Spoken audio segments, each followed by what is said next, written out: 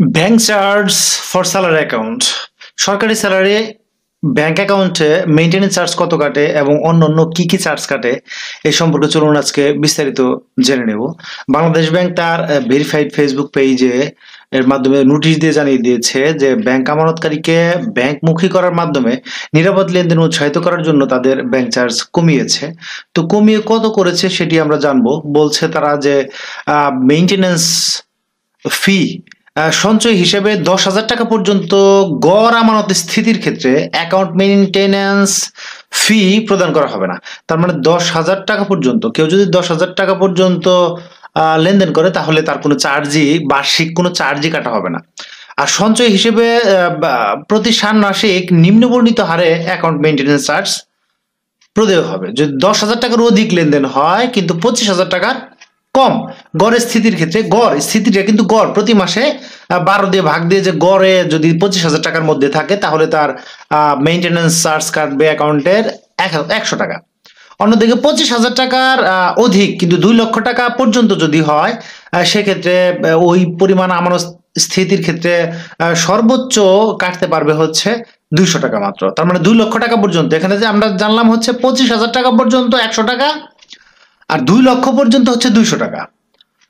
তো বা তারপরেও আছে 2 লক্ষ টাকার অধিক যদি হয় কিন্তু 10 লক্ষ টাকা পর্যন্ত, সেক্ষেত্রে গড় স্থিতির আমানতের উপর স্থিতির মেইনটেনেন্স চার্জ হিসেবে কাটবে হচ্ছে 250 টাকা।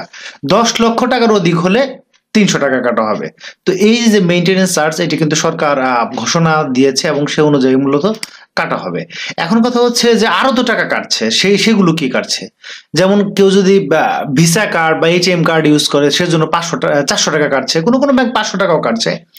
তো এটি ব্যাংক ভেদে ভিন্ন হয়ে থাকে। নর্মালি সোনালী ব্যাংকের কথা যদি বলি সেক্ষেত্রে তারা 400 টাকা কাটছে এবং এটার উপরে আবার ভ্যাট ধরা হচ্ছে 60 টাকা, তার মানে 460 টাকা কাটছে।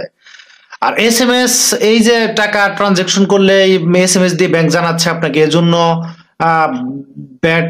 ব্যাংক কাটছে কত সেটি আমরা জেনে নেই। 50 টাকা কাটছে এবং এই 50 টাকার উপরে 8 টাকা আবার ভ্যাট কাটছে, তার মানে টোটাল 58 টাকা কাটছে। এছাড়া অন্যান্য বিভিন্ন ধরনের ফি রয়েছে, যেমন ধরুন মেইনটেনেন্স চার্জ বললাম যেভাবে কাটার কথা সেভাবে কাটছে, অর্থাৎ 200 টাকা কাটবে কখন, যখন আপনার লেনদেন দেখা যাচ্ছে যে 2 লক্ষ টাকা পর্যন্ত থাকছে তখন 200 টাকা কাটবে। 2 লক্ষ টাকা ক্রস করলে তখন আরেকটু বেশি কাটবে। তো সর্বোচ্চ 300 টাকা কাটতে পারে, এই হচ্ছে ব্যাপার।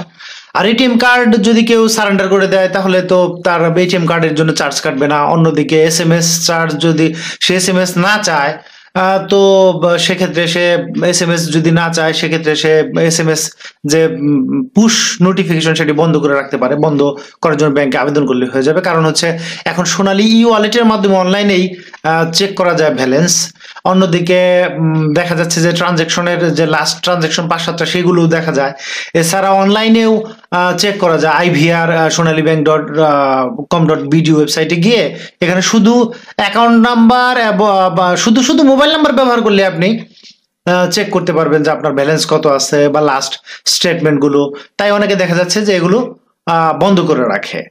তো তারপরেও ব্যাংক চার্জ সম্পর্কে যদি আপনার কোনো প্রশ্ন থাকে তাহলে আপনি ভিডিও কমেন্ট সেকশনে প্রশ্ন করতে পারেন। ধন্যবাদ।